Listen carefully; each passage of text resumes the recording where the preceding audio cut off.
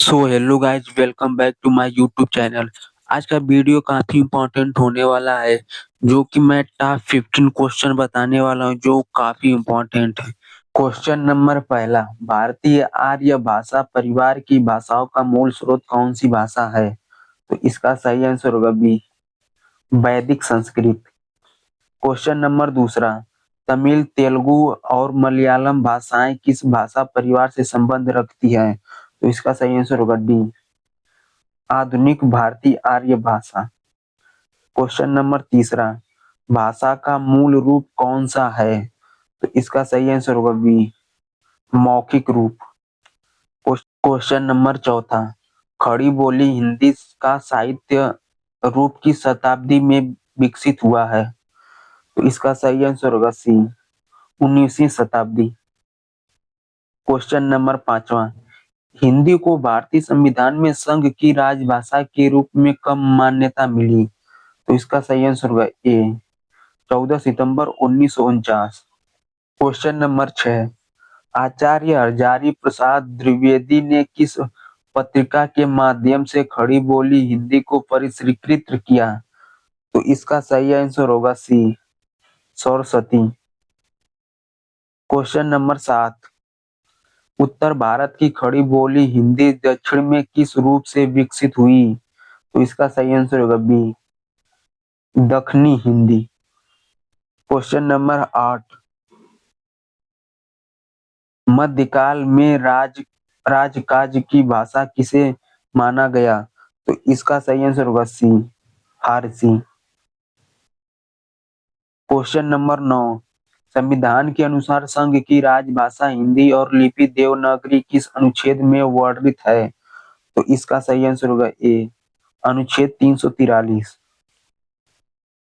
Question number 10, Braj भाषा और अवधी किस काल की काव्य भाषाएं थीं? तो इसका सही आंसर होगा बी, मध्यकाल। क्वेश्चन नंबर 11, बुंदेली और कन्नौजी बोली हिंदी के किस उपभाषा वर्ग की बोलियां हैं? तो इसका सही आंसर होगा बी, पश्चिमी।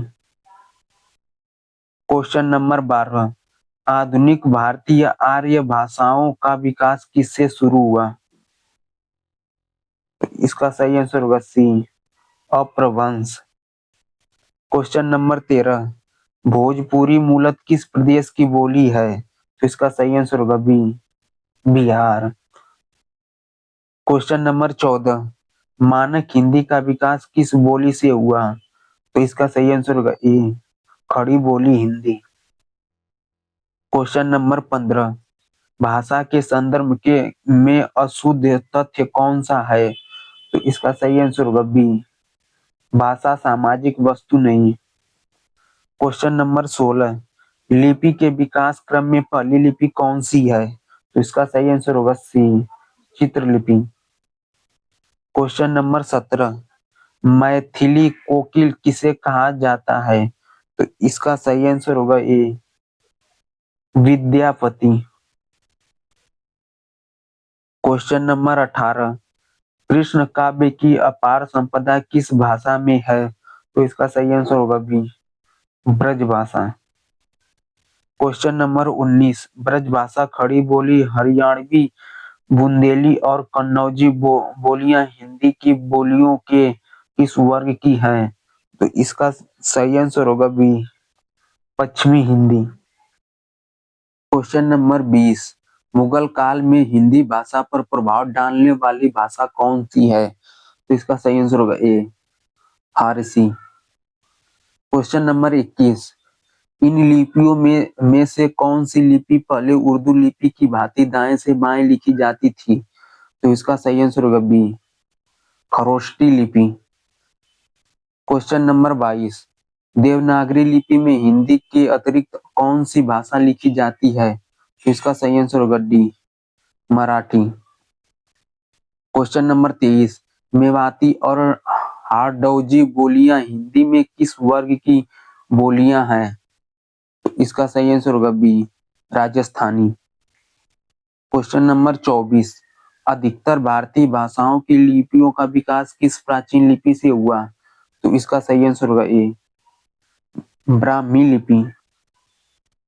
क्वेश्चन नंबर 25, इनमें से हिंदीतर भाषा राज्य कौन सा है? तो इसका सही आंसर होगा D, Maharashtra.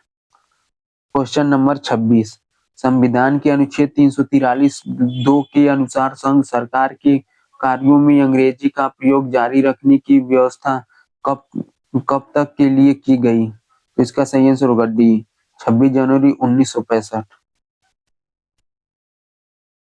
Question number 27, Hindi में किस भाषा के अर्थ में पहले साधु भाषा, टकसाली भाषा तथा परिनिष्ठित भाषा का प्रयोग होता था? तो इसका सही आंसर होगा सी, मानक भाषा। क्वेश्चन नंबर 28, निम्नलिखित काव्य पंक्तियों किस कवि की है? जैसे में जामे रस कछु होते हैं, पढ़त ताहि सब कोय, बात अनूठी चाहिए भाषा कोई होय। तो इसका सही आंसर होगा ए, भारतेंदु हरिश्चंद्र।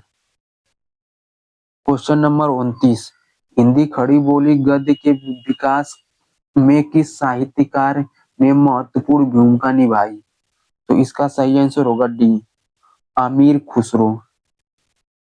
क्वेश्चन नंबर 30, पाणिनि ने किस ग्रंथ के द्वारा भाषा को एक रूपता देने का प्रयास किया? तो इसका सही आंसर होगा ए, अष्टाध्यायी। क्वेश्चन नंबर 31, पुरानी हिंदी को किस भाषा का समानार्थी माना गया? तो इसका सही आंसर होगा बी, अपभ्रंश। क्वेश्चन नंबर 32, पश्चिमी हिंदी का उद्भव किस अपभ्रंश से हुआ? तो इसका सही आंसर होगा ए, सौरसेनी। क्वेश्चन नंबर 33, पूर्वी हिंदी की बोलियां अपभ्रंश के किस रूप से विकसित हुई? तो इसका सही आंसर होगा बी, अर्धमागधी। क्वेश्चन नंबर 34, भाषा विज्ञान के किस खंड में पद से वाक्य बनाने की प्रक्रिया का वर्णनात्मक, तुलनात्मक तथा ऐतिहासिक दृष्टि से अध्ययन होता है? तो इसका सही आंसर होगा सी, वाक्य विज्ञान। क्वेश्चन नंबर 35, पाली प्राकृतिक भाषाएं किससे विकसित हुई? तो इसका सही आंसर होगा डी, वैदिक संस्कृत। क्वेश्चन नंबर 36, भाषा के संदर्भ में महात्मा गांधी ने किसका समर्थन किया? तो इसका सही आंसर होगा बी, हिंदुस्तानी। क्वेश्चन नंबर 37, खड़ी बोली का दूसरा नाम क्या है? तो इसका सही आंसर होगा बी, करौरी। क्वेश्चन नंबर 38, अवधी बोली का केंद्र स्थान क्या है? तो इसका सही आंसर होगा डी, अयोध्या। क्वेश्चन नंबर 39, खड़ी बोली का प्रयोग साहित्यिक हिंदी खड़ी बोली के अर्थ के अतिरिक्त किस अर्थ में होता है? तो इसका सही आंसर होगा बी, दिल्ली मेरठ आसपास के लोक बोली के अर्थ में। क्वेश्चन नंबर 40, अपभ्रंश को पुरानी हिंदी कहने वाली प्रथम लेखक कौन थे? तो इसका सही आंसर होगा ए, चंद्रधर शर्मा गुलेरी। क्वेश्चन नंबर 41, अपभ्रंश के प्रथम महाकवि कौन थे? तो इसका सही आंसर होगा बी, स्वयंभू। क्वेश्चन नंबर 42, राजभाषा अधिनियम कब पारित किया गया था? तो इसका सही आंसर होगा ए, सन 1963। क्वेश्चन नंबर 43, सन 1955 में राष्ट्रपति ने जिस भाषा आयोग की नियुक्ति की उसमें कितने सदस्य थे? तो इसका सही आंसर होगा सी, 21।